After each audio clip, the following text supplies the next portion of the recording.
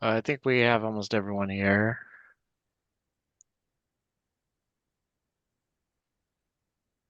Okay.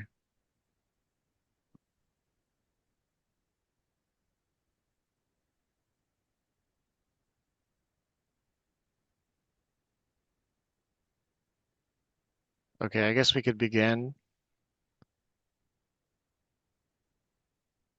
Or Mr. Coutinho, I think maybe you're off the screen a little.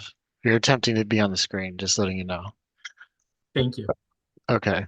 Welcome to the Office of Tax Appeals. I want to thank everyone for attending today. My name is Josh Lambert, and I'm the lead panel member for this hearing. All three members of the panel will meet after the hearing and produce the written opinion as equal participants. Before we go on the record, I want to discuss a couple of things. The Office of Tax Appeals is not a court, but an independent appeals body. The office is staffed by tax experts and is independent of the state's tax agencies.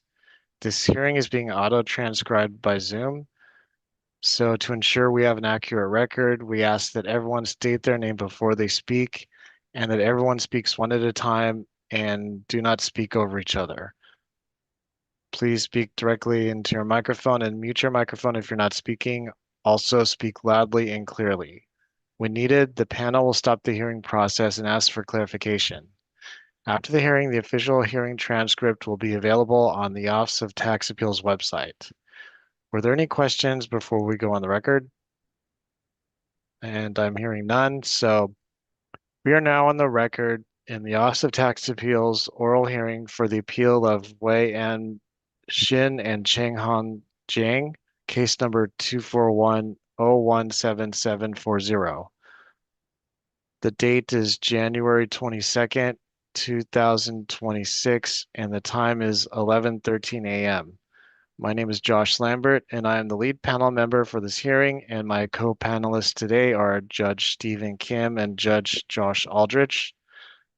First, for FTB, can you please introduce yourselves for the record by stating your names? Good morning. My name is Noel Garcia Rosenblum, representing Respondent Franchise Tax Board. And I'm Brad Catino, also representing Franchise Tax Board in this matter. Thank you. And for the appellants, could you please introduce yourself for the record by stating your name? Yes, my name is Wei Michael Zin, and I just representing myself and my wife, Chen Hong Jiang. Well, thank you. Thank you for attending. The issue in this appeal is whether appellant's claim for refund is barred by the statute of limitations for the 2017 tax year. FTB submitted exhibits A through G and appellant submitted exhibit 1. There were no objections to the exhibits by either party, so that evidence is now in the record. Judge Lambert, may I interrupt for just a second? Sure. So for the issue, the statute of limitations issue is still at appeal, but Franchise Tax Board modified its position on the amount. Based on additional review, we've determined to issue a partial refund of $2,456.17. So the amount at issue should be reduced from the original amount of $24,049.07 to $21,593. Okay. And what was the basis for the refund, partial refund? FTB just reviewed prior to this hearing and determined that it erred in disallowing that portion of the refund. Okay.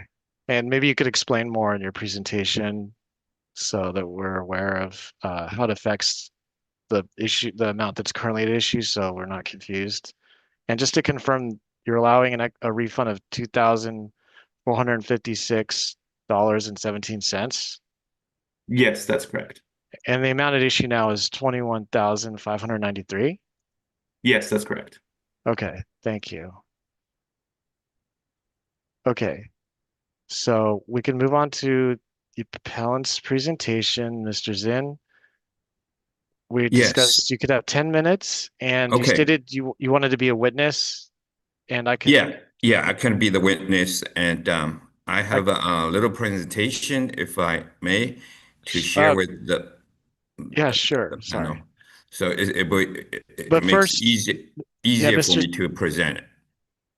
Yeah, for sure. But I just was afraid you were going to start it. So I just want to make sure that I swear you in first. Oh, okay. All Yeah. right. Okay. All right. Sorry. You could raise your right hand. And do you swear or affirm to tell the truth, the whole truth, and nothing but the truth? I do. Okay. Okay, thanks. So you could present your position now for 10 minutes. Thanks. Okay.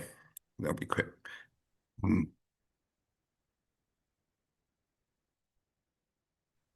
Um, um, so anyway, on August 29, 2017, we bought a house in Fremont. And in September, we moved from Dublin to Fremont. And during the move, I missed all my records because in 2017 I started a new business, a consulting business, and I had a lot of cost, and somehow even until today I still don't have my records. And so then later on, I filed the tax return based on the online banking records. So, and because of the lack of a records, in April 16th, the last day of the filing the tax return, I I made an extension payment of $19,383. So I thought it was, I did a quick estimate. I made a quite money during that period. I thought it was being a good taxpayer. I just overpay it and rather than underpay. And after that, 2020 end of the year started the pandemic, and I had a hardship. And during that period, because of 2018, 2019, because of my new business, I've been traveling around the world a lot. And then it's pandemic hits, and actually when China the first night of lockdown, I was in Hong Kong, and I see lots of influx of the people out of the country. And then I had a COVID 4 times with pre-existing condition. I have a diabetes, hypertension, and a hernia disc.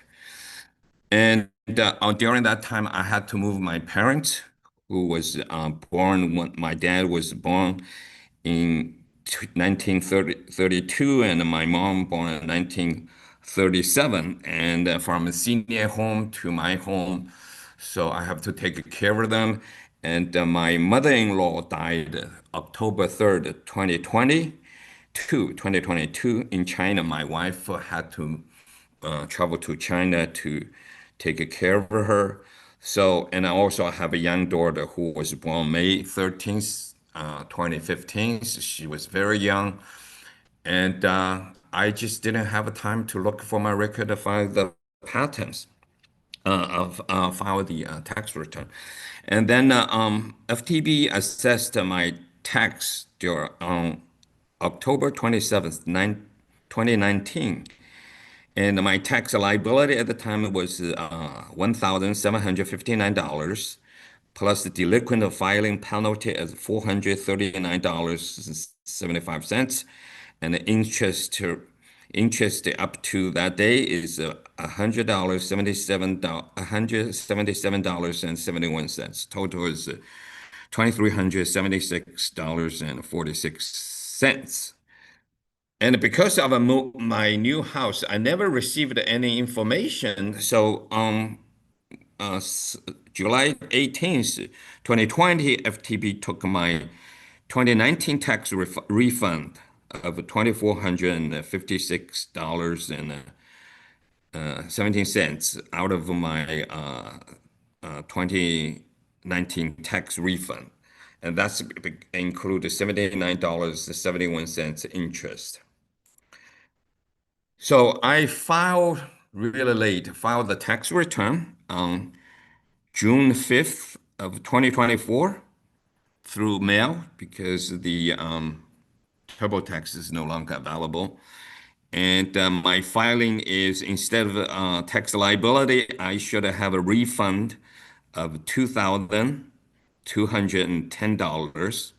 So plus the 2019 tax refund, that payment, so total should be $4,666.17 if FTB takes my tax return. And but at that time, I totally forgot about my extension payment. So after the filings through the FTB online account, I found my account was credit this $19,383. So on September 2nd, 2024, I filed the amendment to include the extension payment. So the total would be $24,049.17. And that's what the agreement. So anyway, so this is my request, a common request, common sense, right? So since I passed the time limitation and and the book is closed, and but my extension payment never accredited to my account, never accounted. So I request just to return my extension payment of $19,000 and $383. That's option one. If even though the book is closed, but you can account my extension payment, and therefore I don't need to pay the interest. So in that case, I can pay the tax liability of $1,759 plus delinquent filing penalty of $439.75. Its total is $2,198.70. Therefore, my refund is $19,642.42. A third option is just, total refund at $24,049.17. So this is my request. Thank you very much. Thank you, Mr. Zinn. And you could send in the PowerPoint to us directly, if you want to have that as part of your Okay, okay. presentation. Yeah, But I had a little typo. Let me connect then and send it to you. Now? well, whenever is convenient. You don't have to do Yeah. it now. Oh, okay. All right. But Basically, my point is I was trying to be a good taxpayer and overpaid during the extension payment. It looks like I don't need to pay for it. And my take point is I should never pay extra or overpay my tax to FTB, right? Otherwise, it doesn't make any sense. So you're gonna evaluate whatever the liability I should have paid, then I pay. And I really pay the penalty, which is very little compared to my overpayment. okay, thank you. Yeah. I'm gonna turn to FTB. Did you have any questions for the witness? This is Noel Garcia Rosenblum. FTB has no questions. Thank you. This is Judge Lambert. I'm going to ask the panel if they have any questions. Judge Aldrich, do you have any questions? I do not. Thank you. And Judge Kim, do you have any questions? No questions right now. Thank you. Thanks. I have no questions at this time. So thank you, Mr. Zinn. We're going to turn to FTB. So Mr. Garcia Rosenblum, you have 10 minutes and you can present FTB's position when you're ready. Thanks. Thank you. My name is Noel Garcia Rosenblum, and I, along with my co-counsel Bradley Catino, represent Respondent Franchise Tax Board in this matter. The sole issue at appeal is whether the appellants are entitled to the refund claimed for the 2017 tax year. As a preliminary matter, and as noted at the opening of this hearing, Respondent has determined to revise its position in this appeal and allow a credit and or refund in the amount of $2,456.17. This amount consists solely of the overpayment transferred to the appellant's 2017 tax year account on July 17th, 2020. A credit and or refund of this amount will be issued at the conclusion of this appeal. Therefore, respondent's presentation will only cover the remaining disallowed overpayment of $21,593. Respondent received the appellant's 2017 California tax return in June of 2024, reporting an overpayment and corresponding refund consisting entirely of California withholdings and an estimated tax payment received on April 15th, 2018. Respondent processed and accepted the appellant's return. However, respondent was unable to issue the requested refund because the return was filed outside of the statute of limitations period. Respondent issued a letter to notify the appellants that, although the return showed an overpayment, any credit or refund of that overpayment was barred by the statute of limitations. In response, the appellants filed this timely appeal. California law provides that a claim for refund, including a tax return that claims refunds, must be filed within a specified time period, known as the statute of limitations. Under this statute, no credit or refund shall be allowed unless a claim for refund is filed within the later of 4 years from the date a return was filed, if that return was filed timely, 4 years from the original due date of the return, or 1 year from the date of overpayment. As the appellants did not file a timely return, and all relevant payments were deemed paid on the original due date of the return, the latest statute of limitations period expired 4 years after the original filing due date, or April 15th, 2022. As the appellant's tax return claiming a refund was filed in June of 2024, their claim was untimely and the requested refund was properly denied. In this appeal, the appellants contend that the refund should be allowed because their late filing was the result of lost tax records and because they suffered hardships related to the COVID-19 pandemic.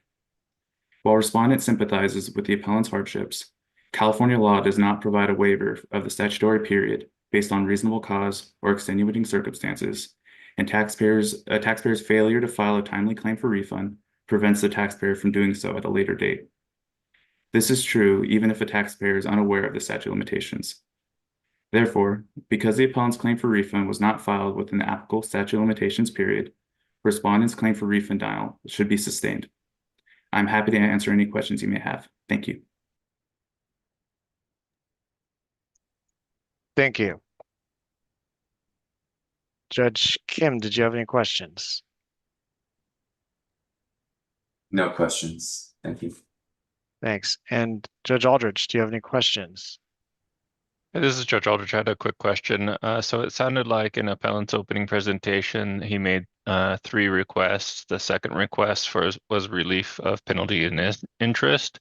I was just wondering if FTB cared to state their position on that.